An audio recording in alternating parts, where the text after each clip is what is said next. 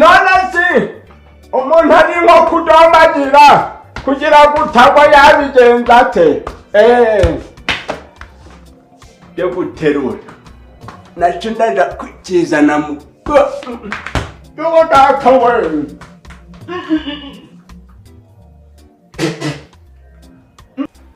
yekuja ndiseguza inoti nzisasire nziyorose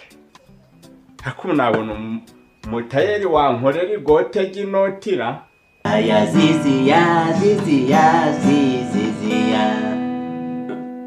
rasi nibyo kazi ya ziziya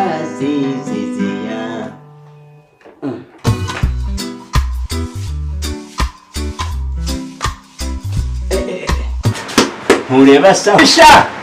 ntabwo narinzi ngo gifungukaga gute oke